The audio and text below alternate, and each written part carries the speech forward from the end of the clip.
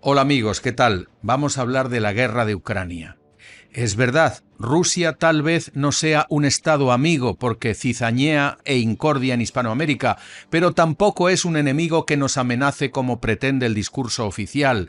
Rusia defiende su integridad territorial y también la de su esfera geopolítica ante el constante asedio de Estados Unidos y sus vasallos europeos.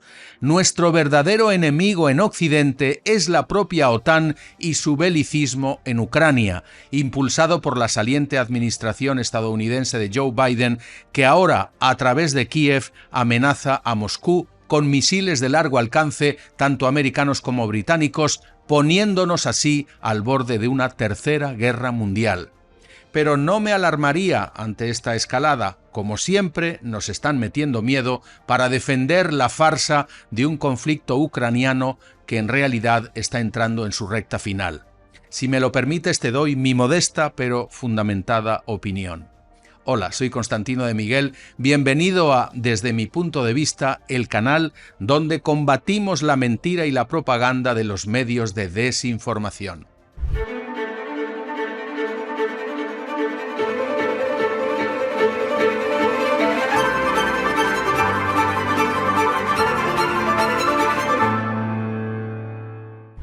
Para algunos, la acción de Biden consiste en dejar un mundo en llamas para dar un golpe de Estado encubierto, es decir, días después de reunirse con Donald Trump y asegurarle que le cederá el testigo de la presidencia de Estados Unidos, prometiéndole una smooth transition, una transición suave. Mr. President-elect and former President Donald, congratulations. Thank you very much. And looking forward to having like we said, smooth transition. Do everything we can to make sure you're accommodated, what you need. And we're going to get a chance to talk about some of that today. So, Good.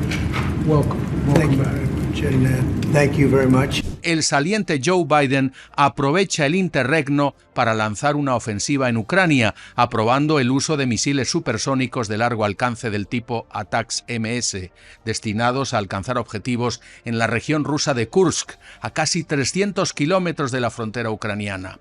Golpe de Estado, decía, porque Biden podría asumir plenos poderes y frenar el traspaso a Trump, si esa provocación de Washington encuentra una respuesta nuclear por parte de Rusia, que degenere en una conflagración mundial. Pues bien, esa reacción nuclear no es mera hipótesis, ya forma parte de la nueva doctrina de defensa adoptada por el presidente ruso Vladimir Putin, que permite a Rusia responder con armamento atómico a ataques convencionales que amenacen la soberanía de la Federación Rusa. Sencillamente, el armamento sofisticado de misiles de largo alcance que ahora pone tanto Estados Unidos como su lacayo fiel Gran Bretaña con los cohetes Storm Shadows no puede ser operado por oficiales ucranianos. Necesita operadores americanos y británicos.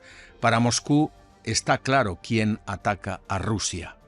Pero, queridos amigos, tal vez no sea para tanto, porque Biden no solo es un lame duck, un dimisionario y además senil presidente, sino que no tiene capacidad de declarar o dirigir una guerra, rol que le corresponde al Congreso de Estados Unidos.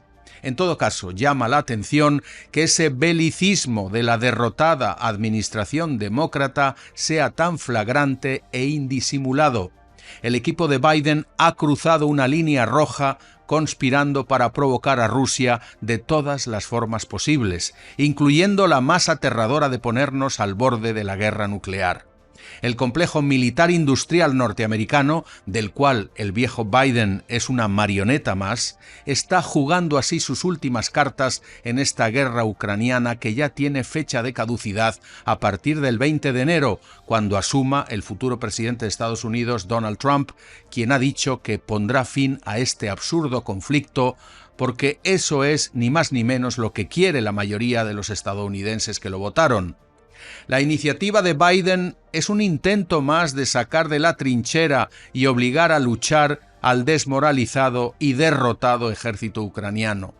Pero insisto, destapa la desesperación de grandes titanes financieros e industriales que desde hace ya 10 años intentan, sin lograrlo, que Ucrania sea un protectorado más en la Europa del Este bajo el paraguas de la OTAN. Recordemos que mediante sus conexiones en medios de comunicación y gobiernos, hicieron creer a muchos la gran falsedad de que se trata de una guerra justa y necesaria entre una Ucrania pro-occidental que no quiere someterse al yugo ruso mientras defiende su integridad territorial y una Rusia invasora e imperialista dirigida por el autócrata Vladimir Putin. El caso es que han resultado inútiles tantos años de propaganda para legitimar al gobierno títere de Zelensky, el tonto útil del Pentágono, o sea, de la OTAN. Tampoco han servido de nada los miles de millones de dólares y euros malgastados en la maquinaria burocrática y bélica que rodea al pedigüeño mandatario ucraniano, enviándole armas, municiones, entrenando a su ejército, usando sofisticados sistemas de defensa y ahora misiles supersónicos. De igual manera, no surtieron ningún efecto aquellas sanciones económicas contra la potencia agresora, Rusia, cuando lanzó la invasión del territorio ucraniano en febrero de 2022. Rusia ahora es más fuerte económicamente, más autosuficiente, mientras los estrategas americanos de esta guerra han causado graves daños a su aliada Alemania, que ha tenido que pagar una costosa factura al verse privada del gas ruso. Los malvados genios que han estado detrás de esta guerra han errado gravemente, pero igual no se rinden porque son malos perdedores y lo que quieren es recuperar y multiplicar su letal inversión, que ya se ha cobrado la vida de más de 1 millón de personas, entre ellos 600.000 rusos. Porque la guerra de Ucrania es como todas las guerras modernas, una fábrica industrial de muertos. Sin embargo, para los grandes magnates es ante todo un gran negocio, especialmente para las grandes firmas de defensa de Estados Unidos, verdaderas beneficiarias de los millonarios créditos que Washington ofrecía a Ucrania para que se armara contra Rusia. Estados Unidos ha llegado a desembolsar nada menos que 140.000 millones de dólares en esta guerra. Pero, atención, esas sumas no salieron nunca de Estados Unidos porque no eran un regalo a Ucrania, sino un gran préstamo americano para que Kiev adquiriese armamento a un puñado de empresas norteamericanas: Raytheon, Northrop Grumman, General Dynamics, Boeing y la Lockheed. ¿Y quién está detrás de esas empresas? El gigante financiero BlackRock, principal accionista de la gran farsa ucraniana, la que por cierto empezó con una gran obsesión del Pentágono, que la OTAN se plantara allí costara lo que costase, aunque supusiera de hecho incumplir el pacto que Estados Unidos y la que fuera Unión Soviética de Gorbachov firmaron en 1990. Aquel histórico pacto consistía en lo siguiente: Moscú permitiría la reunificación de Alemania a cambio de que la OTAN no se moviera una pulgada dentro del territorio del este de Europa, y el compromiso de que jamás penetrara o se acercara a los países fronterizos de la Federación Rusa. Pues bien, en estos 34 años ha sucedido justo lo contrario. Washington empezó a penetrar en la zona de influencia de Rusia durante la administración de Bill Clinton, cuando la OTAN puso fin a la guerra de Yugoslavia mediante un bombardeo masivo de Belgrado durante más de 78 días. Rusia, molesta, se quejó, pero no emprendió ninguna acción de represalia. El siguiente paso fue en 2002. Estados Unidos se retira del Tratado sobre Misiles Antibalísticos y empieza a colocar misiles en el este de Europa. Acto seguido, la OTAN fue avanzando a medida que la Unión Europea iba sumando Estados miembros en el este: Polonia, República Checa, Eslovaquia, Eslovenia, Hungría, Rumanía, Bulgaria, las repúblicas bálticas, etc. Faltaba Ucrania. Pero había un problema. En 2010, los ucranianos eligen en unos comicios libres y transparentes a un gobierno prorruso y partidario de la neutralidad, presidido por Viktor Yanukovych. En ese momento, Washington se da cuenta de que su propósito de llevar la OTAN a Ucrania tiene un serio tropiezo. Así que empieza a conspirar y orquesta el típico golpe de Estado de la CIA. En 2014 instiga protestas masivas en la plaza Maidán de Kiev, que terminan por derrocar a Yanukovych. A partir de ese momento, Ucrania se convierte en un protectorado de Estados Unidos mientras se produce un despliegue bélico occidental en Ucrania que en la percepción rusa no solo era un incumplimiento de aquel pacto bilateral, sino una clara amenaza a su soberanía. Así es, queridos amigos, el gobierno de Estados Unidos había faltado a su palabra y había rodeado a Rusia desde todos los flancos en su frontera este. Pues bien, la respuesta de Moscú a esa provocación se produjo hace apenas 2 años con la invasión de Ucrania.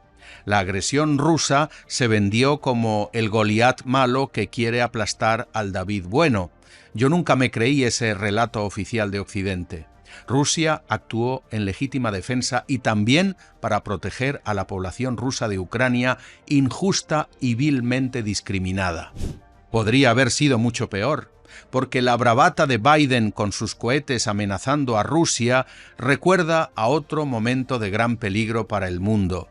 Acordémonos de octubre de 1962, cuando los soviéticos, bajo el presidente Nikita Khrushchev, colocaron misiles atómicos en Cuba a solo 150 kilómetros de las costas americanas. Toda una provocación, esta vez de Rusia a Estados Unidos, en la que también se estuvo al borde de la guerra nuclear. Volvamos a esa obsesión de Washington con que Ucrania sea parte de la OTAN. Como denuncia Robert Kennedy Jr., el objetivo no es otro que convertir a Ucrania en un mercado de defensa cautivo para las firmas del complejo militar industrial occidental. Es decir, haciéndose miembro de la Alianza Atlántica, Kiev solo podrá adquirir las armas que cumplan las especificaciones de la OTAN, es decir, las suministradas por las citadas firmas de defensa. En todo caso, Ucrania, armada hasta los dientes en esa guerra espoleada por Occidente, no solo tendrá que pagar esos préstamos con los que obtuvo todos esos juguetes bélicos de la ayuda americana y europea, sino que deberá costearse su propia reconstrucción.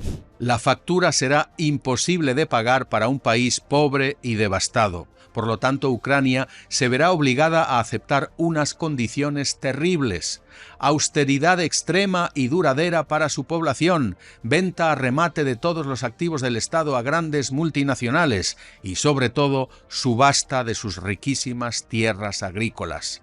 Sí, amigos, el granero de Europa ya está prevendido en un 30% a las grandes multinacionales de la agroindustria, DuPont, Monsanto o Cargill.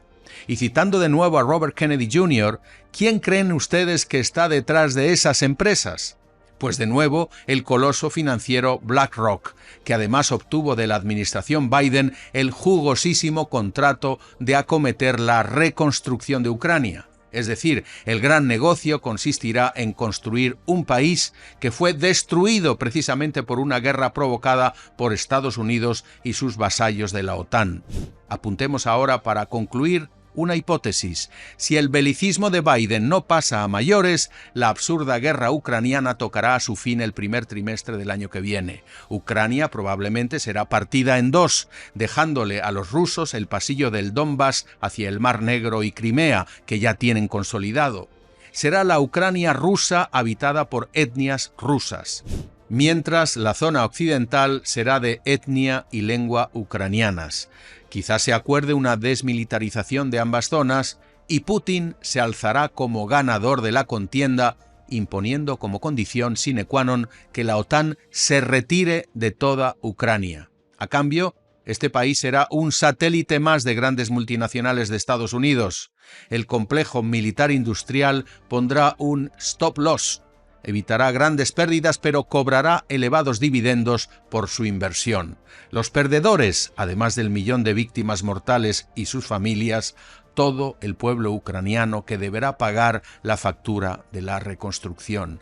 También los europeos y americanos que pagaron este sinsentido bélico de sus dirigentes psicópatas con inflación e impuestos. Pero tal vez esta hipótesis que acabo de contar no se confirme en los hechos y el espectro de la guerra mundial llegue a Europa. Sucederá si continúan las amenazas de la OTAN y de la administración Biden. En ese caso, Rusia tal vez sí se revele como la fiera que pintan, máxime con un autócrata como Putin al volante. No deberá extrañarnos entonces que la fiera que hemos provocado termine atacándonos.